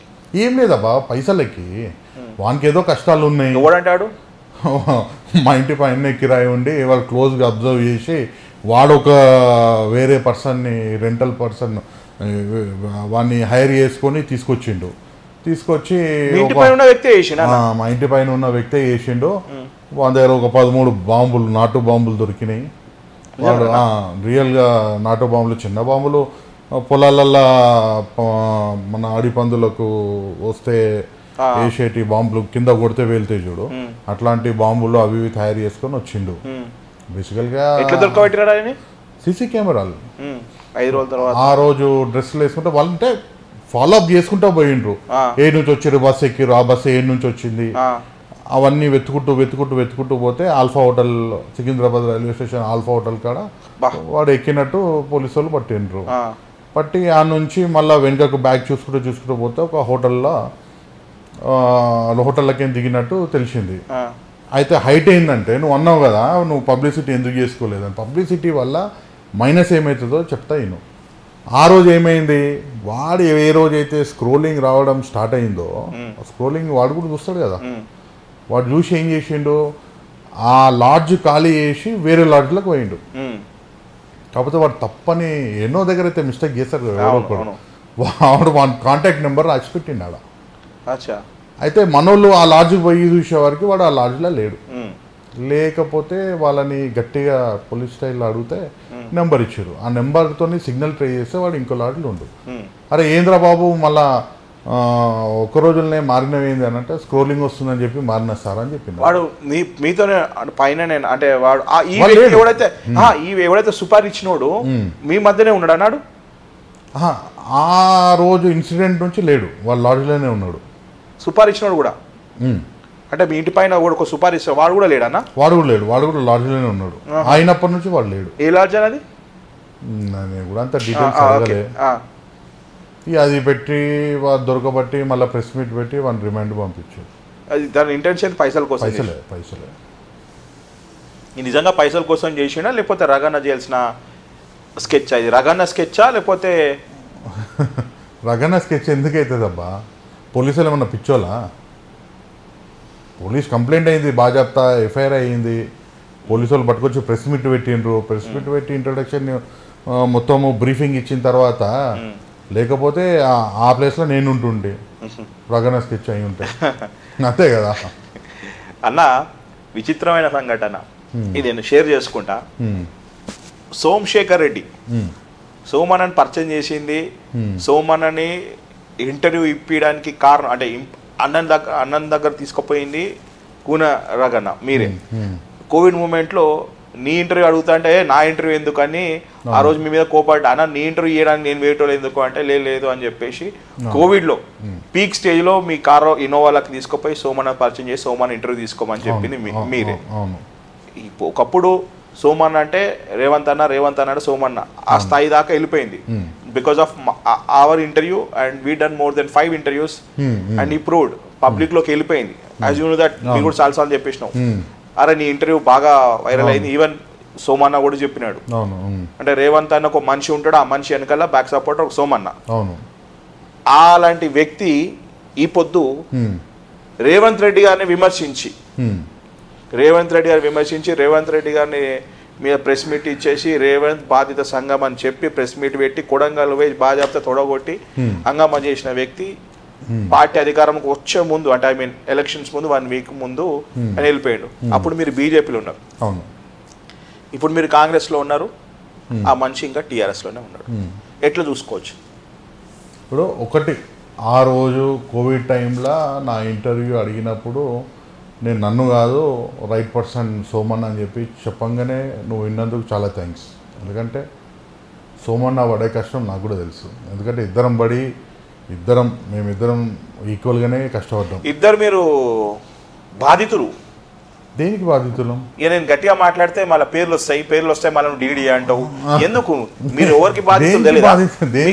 మీరు ఎవరికి బాధితులు లేదా? మీరు ఎవరి కోసం పని చేసిరు, ఎవరికాడ ఇబ్బంది పడ్డారు, ఎంత మోసపోయినారు మాట్లాడుకుంటే మీరు అన్నట్టు రోజు కాదు. ఇక చరిత్ర తీస్తే రోహిత్ భాయ్ నీ ఇంటర్వ్యూకి దండం, నాకు ఇప్పుడు చుట్టూ మనుషులు ఉన్నారు అవి డీడీ అంటావు. ఎందుకు చేస్తాం అబ్బా? ఉన్న వాస్తవాలు మాట్లాడుతున్నప్పుడు డిలీట్ చేయాల్సిన అవసరం ఏమున్నది? మనం దేనికో భయపడేటోళ్ళం కాదు, ఫ్రాడ్ చేసిన వాళ్ళం కాదు, నా మీద 40 కేసులు లేవు. ఇప్పుడు అట్లాంటి ఏమైనా ఇబ్బందికర క్వశ్చన్స్ లేనే లేవు.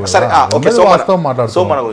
చలో ఓకే, సోమన్న గురించి ఆ రోజు నువ్వు నా మాట విన్నావు, పోయినాం, ఆయన వర్క్ చేసే స్టైల్ నువ్వు చూసినావు, నీకు కూడా నచ్చింది, ఇంటర్వ్యూ చేసినావు, హిట్ అయ్యిండు. చలో ఓకే, ఆయన ఒకటి నమ్ముకుండు, రేవంత్ అన్న ఎంబడి ఉన్నాడు. సరే, వాళ్ళిద్దరు కనెక్షన్, వాళ్ళిద్దరు బాండింగ్ ఏర్పడ్డది. తర్వాత వాళ్ళిద్దరికి ఏడ చెడిందో ఏందో మనకు అలా అంత ఇన్వాల్వ్మెంట్ ఒక టికెట్ విషయంలోనే ఉండొచ్చు. రేవంత్ అన్న కూడా ఏదో ఇబ్బందులు ఉండొచ్చు, సోమన్న కూడా కొంచెం వినాల్సింది. సరే, సోమన్న ఎట్లా అంటే అవుట్ స్పోకన్ మనిషి, అన్యాయాన్ని ఇమీడియట్గా మాట్లాడతాడు. సరే, ఇప్పుడు ఇవాళ ఉన్న సిచ్యువేషన్స్లో సరే ఆ టైంలో సోమన్ అటనే కంటిన్యూ అయ్యి ఉంటే ఇలా మంచి పొజిషన్లో ఉంటుండే అన్న ఒక బాధ అయితే ఉంది, మీకే అందరికీ ఉంది.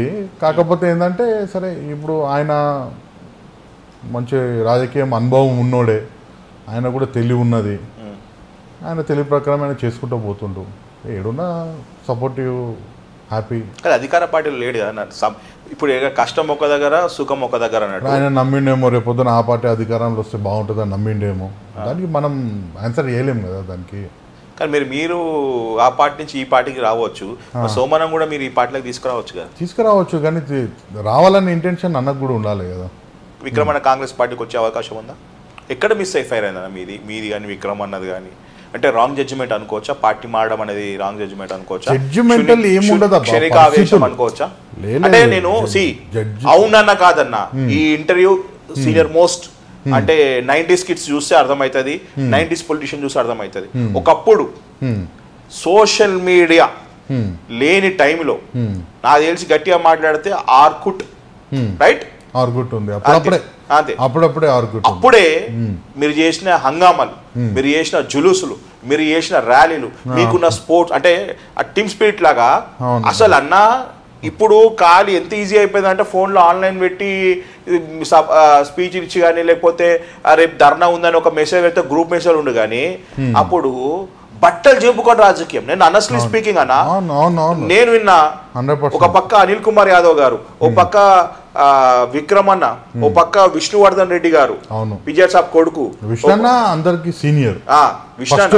First NSA Veerubhai first senior.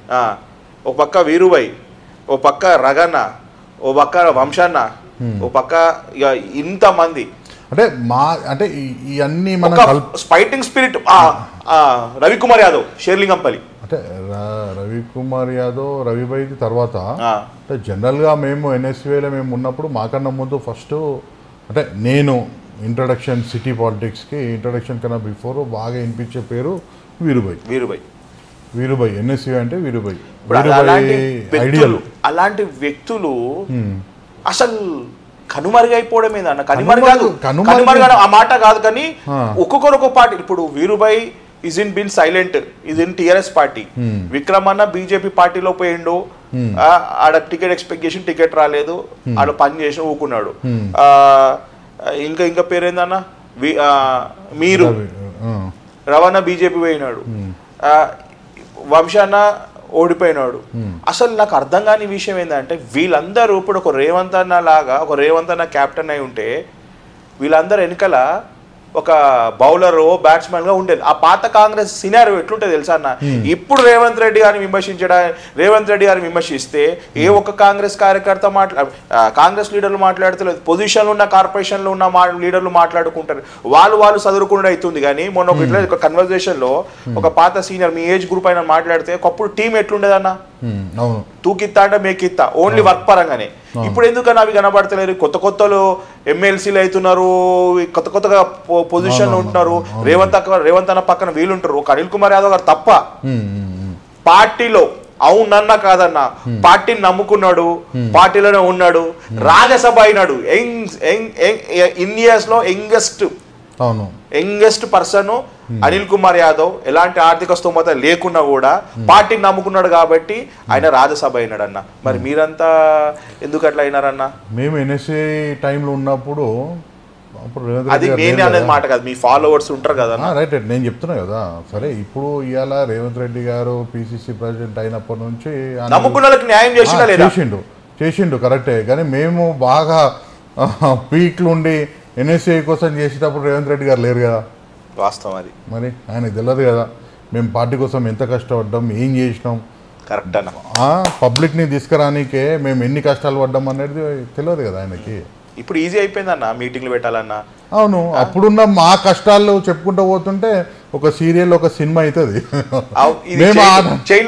Story చెప్పండి ఒకసారి. ఎందుకు ఇప్పుడు వాళ్ళకి తెలియాలి. ఇప్పుడు ఈజీ అయిపోయింది అన్న. ఇప్పుడు కాంగ్రెస్ పార్టీ అనే స్లోగన్ వినిపిస్తుందా? ఎన్ఐఎస్యుఐ స్లోగన్ వినిపిస్తుందా? యూత్ కాంగ్రెస్ స్లోగన్ వినిపిస్తుందా? జై కాంగ్రెస్ స్లోగన్ వినిపిస్తుందా? జై కాంగ్రెస్ వినిపిస్తుంది. అప్పట్లో మేము అనేది ఎన్ఎస్యుఐ, అసలు అది వేరబ్బా. అసలు ఆ పేరు వింటేనే ఇట్లా గూస్ బంప్స్ ఇట్లా వస్తాయి. అరే అన్న ఏందన్నా ఎలక్షన్, అసలు ఎమ్మెల్యే ఎంపీ ఎలక్షన్స్ లాగా మాదిరిగా ఉండేదన్న ఎలక్షన్ సిస్టమ్ లో. అప్పుడు ఉండే సిస్టమ్ అట్లా ఉండే, అప్పుడు మాకు జోష్ అట్లా ఉండే. అప్పుడు వైఎస్ఆర్ రాజశేఖర రెడ్డి గారు ఉండే. ఇప్పుడు ఆయన చేసిన ఇది చూసి మాకు కూడా బాగా అరే చెయ్యాలి, కాంపిటీషన్ అట్లుంటుండే. రాజశేఖర్ గారు బాగా ఎంకరేజ్ చేసేవాళ్ళు. నాకు ఇప్పటికి గుర్తుంది, స్టూడెంట్ ఆర్గనైజేషన్ ఎన్ఎస్యూ అయినా అసలు ఆయన ఎప్పుడు కూడా నాకు ఇప్పటికి గుర్తుంది. ఒక రోజు విక్రమ్ గౌడ్ గారు అండ్ విక్రమ్ అన్న అంట, ఒక రోజు నైట్ అంతా దాదాపు నాకు తెలిసి ఒక 30-40 వేల మందిని గ్యాదర్ చేసి గుర్తుందన్న మార్నింగ్ రాజశేఖర్ క్యాంప్ ఆఫీస్ కి. అవునవునవును. అదే ప్రోగ్రామ్ అనేది అప్పుడు కాంగ్రెస్ పార్టీ పార్టీలో కొంతమంది జాయినింగ్ కార్యక్రమం ఉండే. ఆయన బ్రతికుంటే ఈ పార్టీకి అందరు ఎమ్మెల్యేలు అయ్యేటోడు. విక్రమాన ముషిరాబాద్ నుంచి అయ్యేటోడు, అనిల్ అన్న ఏదైతుండే, రవికుమార్ యాదవ్ గారు షేర్లింగంబిల్ అయితుండే. ఇక మీరైతే మళ్ళా బాబే టాపిక్ అవుతుంది. మీరు సరే ఎమ్మెల్యేనో ఎంపీఓ కానీ స్టేట్ అయితే ఊపెట్టోళ్ళు, పార్టీ పరంగా అయితే మంచి పొజిషన్లు ఉంటుండే కదా. ఇప్పుడు ఆయన చనిపోయిన తర్వాత ఎవరికి వాడి యమున తీరు అయినట్టు ఎవరిది వాళ్ళే అయిపోయింది. బట్ అనిల్ కుమార్ యాదవ్ అట్లా అని నేను అనిల్ కుమార్ యాదవ్ ఎక్కువ పోగొడుతున్నాను అది అందు కాదు, కానీ పార్టీ నమ్ముకున్నాడు కాబట్టి పార్టీ గుర్తించింది. టైంకి కరెక్ట్ గా నమ్ముకుంటూ పోయిండు. ఇదే రగన్న కానీ, వీరన్న కానీ, వీరుభాయ్ కానీ, విక్రమన్న కానీ, వీళ్ళందరూ ఇప్పుడు రేవంత్ రెడ్డి గారితో ఉంటే ఆ స్ట్రెంత్, ఆ బలం కేవలం ఒక చామల కిరణ్ రెడ్డి తప్ప ఎవ్వరు రేవంత్ రెడ్డి గారు ఎవ్వరు ఫైట్ చేయట్లేదు. రేవంత్ రెడ్డి గారి మీద విమర్శ వచ్చినా, పార్టీ మీద విమర్శ వచ్చినా, మంత్రి గారి మీద విమర్శ వచ్చినా, మంత్రుల మీద విమర్శ వచ్చినా, ఏది విమర్శ వచ్చినా కూడా ఒక రేవంత్ రెడ్డి గారికి ఒక కవచం లాగా పార్టీని స్ట్రెంత్ చేస్తూ మాట్లాడేది కేవలం ఒక అవునన్న కాదన్న ఎంపీ చామల కిరణ్ కుమార్ రెడ్డి ఆయన కూడా నమ్ముకున్నాడు, ఆయన భువనగిరికి ఎంపీ అయిపోయాడు. యంగ్స్టర్స్ ఇంటూ ద పార్టీ అన్న. సరే ఇక్కడ కాంగ్రెస్ పార్టీయా, బీజేపీయా, టీఆర్ఎస్ కాదు. ద బ్యూటీ ఆఫ్ డెమోక్రసీ ఏంటంటే యంగ్స్టర్స్ చూసుకుంటాం. అనిల్ కుమార్ యాదవ్ గారు రాజ్యసభ అవడం ఏందన్న, మైనంపల్లి రోహిత్ మొన్న వచ్చినాడు, ఆయనకి ఎమ్మెల్యే ఇవ్వడం ఏంటిదన్న. యంగ్స్టర్స్ ఎంతమంది కొత్త వాళ్ళు పొద్దు ఎమ్మెల్యేలు అయినారన్న. ఆమె పేరు ఏంది, యశస్విని రెడ్డి. బాధ అనిపిస్తలేదన్న. అంటే మీరు ఇప్పుడు ఒక్కసారి మీరు ఆలోచించుకుంటే, అంటే నేను ఇది కంప్లీట్ చేయని రేవంత్ రెడ్డి గారు ఈ ఇంటర్వ్యూ చూస్తే నిజంగా అనిపిస్తే మిమ్మల్ని అందరిని తెచ్చుకొని పెట్టుకుంటే ఆ పార్టీ స్ట్రెంత్ అని వేరు, అది బలం వేరు. అరే ఒక్కొక్కరు ఏందన్న, మీ 6'2" హైట్ ఏంది, ఆ పర్సనాలిటీ ఖాళీ దగట్లు నిలబడితే నీ పబ్లిక్ ఆ జోష్, ఆ హ్యాపీనెస్, ఆ కష్టము ఎంత ఎండ కొట్టినా కూడా అప్పుడు ఎండ అనిపించేది కాదు. పబ్లిక్ చూస్తే చల్లబడేదన్న. ఈవెన్ ఇన్ఫాక్ట్ నూతి శ్రీకాంత్ గౌడ్ కూడా ఈ సందర్భంగా నేను గుర్తు చేస్తా.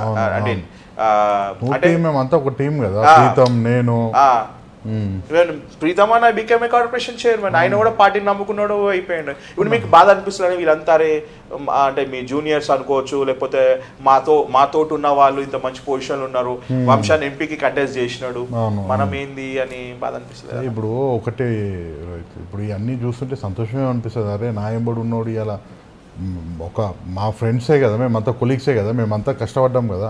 నేనెంత కష్టపడినా వాళ్ళు కూడా అంతే ఈక్వల్గా పార్టీ కోసం కష్టపడ్డారు.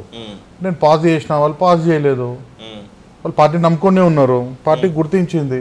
సరే ఇలా కాకపోతే రేపన్నా ఇంకోటి ఏంటంటే ఈ అన్ని విషయాలు రేవంత్ రెడ్డి గారు చూసి మిమ్మల్ని అందరినీ తెచ్చిపెట్టుకుంటే బాగుంటుందని నువ్వు అన్నావు. రేవంత్ రెడ్డి గారు కాదు కదా, కాంగ్రెస్ పార్టీలో ఈ పాత టీము వీళ్ళందరినీ ఒకటి రేవంత్ రెడ్డి గారే కాదు, కాంగ్రెస్ పార్టీలో ఎంతోమంది లీడర్లు ఉన్నారు. వాళ్ళందరూ గుర్తిస్తే వీళ్ళందరినీ వాళ్ళ ఒక తాటి మీద తీసుకొస్తే చాలా బాగుంటుంది. ఎగ్జాక్ట్లీ ఈ interview all the senior Congress లీడర్స్కి డెడికేట్ చేస్తున్నాను.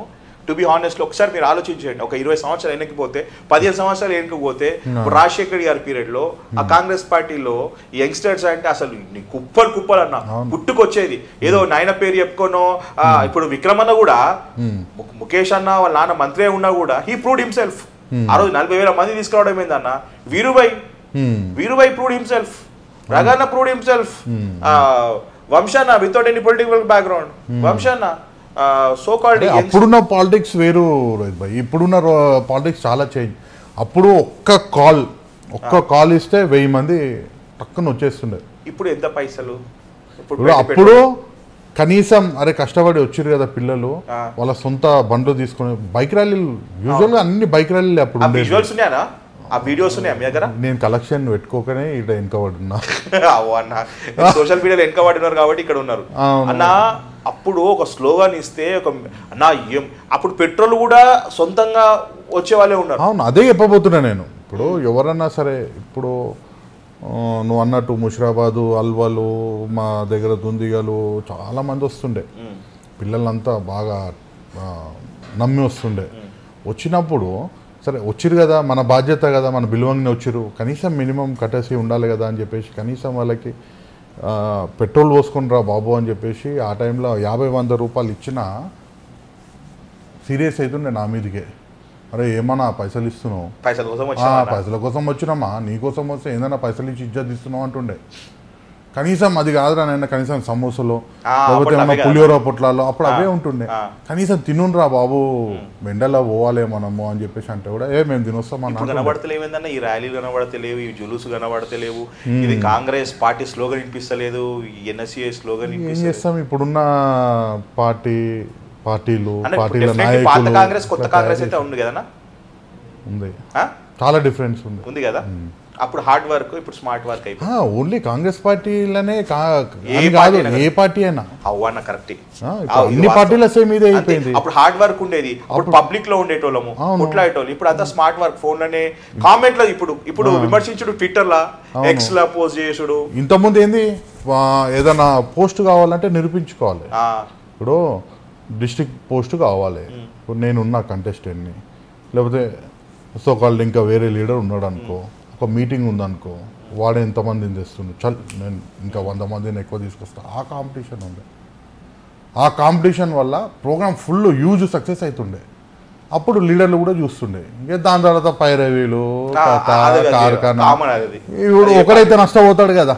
ఇప్పుడు ఒకడైతే ఇప్పుడు ఇద్దరు కాంపిటీషన్ ఉన్నప్పుడు వాడు 600 తెచ్చి 1000 మంది తెచ్చినా వాడికి పోస్ట్ రాకపోతుంది. ఎందుకంటే వాడు పబ్లిక్ దేవడంలో హిట్, పైరవీళ్ళల్లో నీళ్ళు.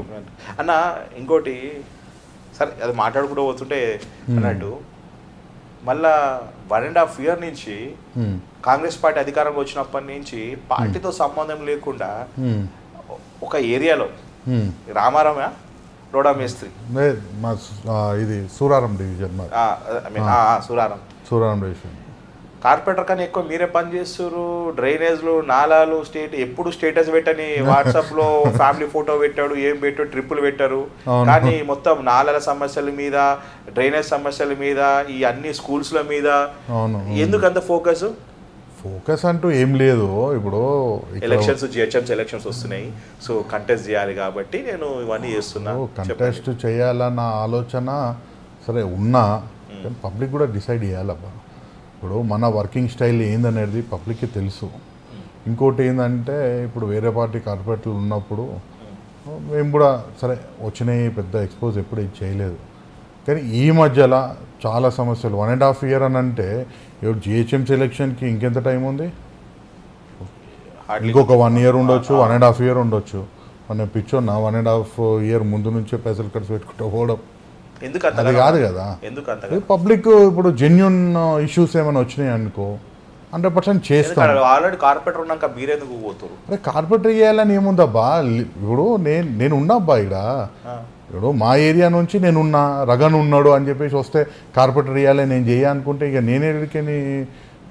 నేనెక్కడ కార్యకర్తని, నేనేడికేని లీడర్ని అయితే. ఇంకా కాంగ్రెస్ గవర్నమెంట్ వచ్చి దాదాపు 1.5 year అవుతుంది.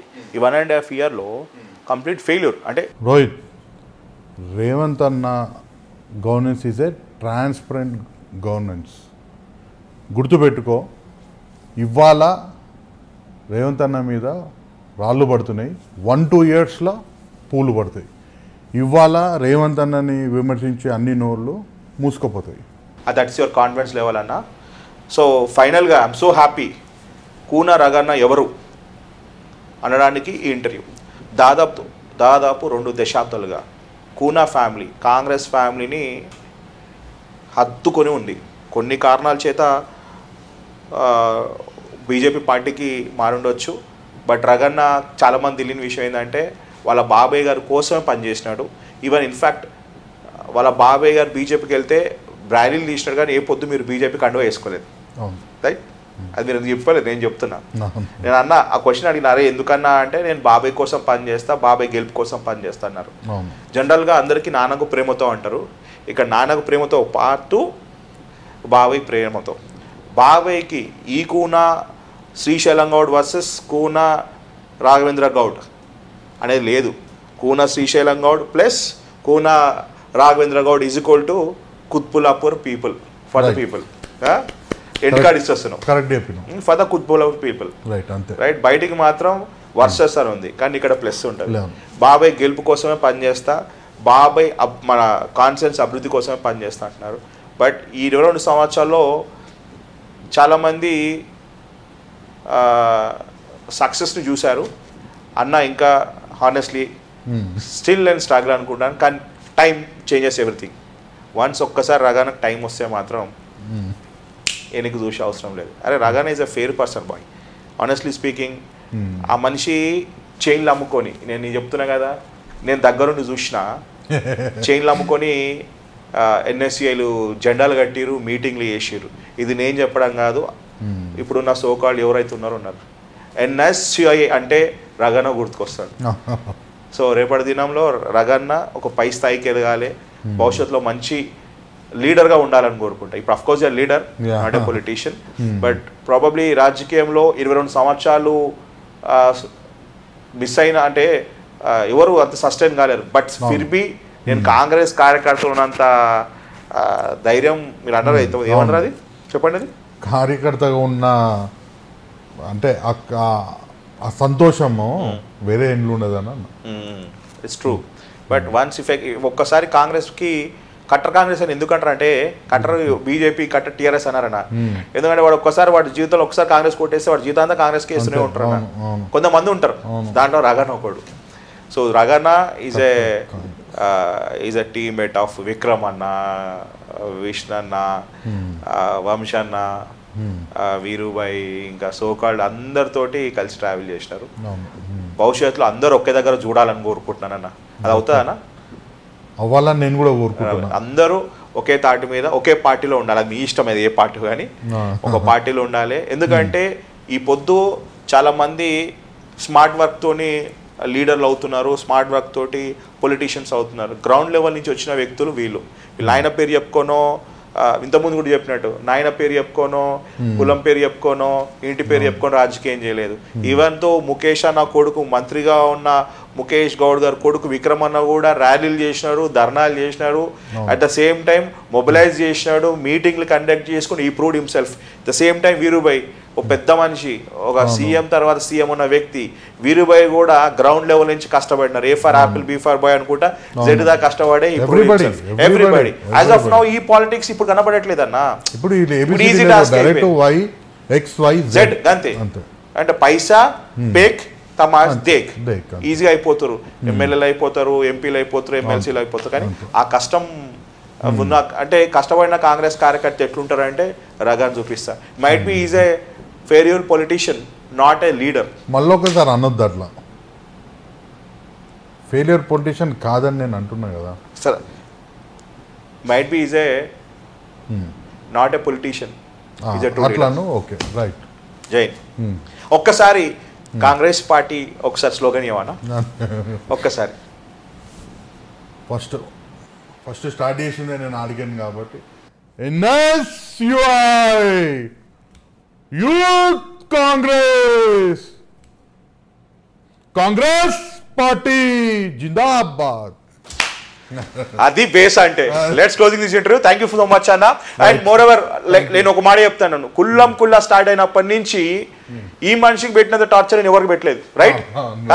ఈ మనిషిని ఇంటర్వ్యూ అడిగితే సోమన్న దగ్గర తీసుకుపోతాడు. ఈ మనిషి ఇంటర్వ్యూ అడిగితే ఇంకోటి వాడు ఆంధ్రాలో ఒక లీడర్ ఉన్నాడు, అతని దగ్గర తీసుకుపోతాడు. ఈ మనిషిని నిజంగా చెప్తున్నాను, పేర్లు చెప్పకూడదు కానీ ఈ మనిషి చెప్పిన ఇంటర్వ్యూలు చేసిన వాళ్ళందరూ ఎమ్మెల్యేలు అయినారు, మంచి మంచి పొజిషన్లు అయినారు. బట్ ఈ మనిషి ఇటు ఉండి అందరం ఎక్కిస్తున్నాడు. బట్ ఫైన్ డే డెఫినెట్లీ చిన్నప్పటి నుంచి నేను రగనను చూసిన, రగన్తో ఉన్నా. అలాంటి వ్యక్తి నేను ఇంటర్వ్యూ చేయడం అనేది it's great moment, it's a fan moment అన్న.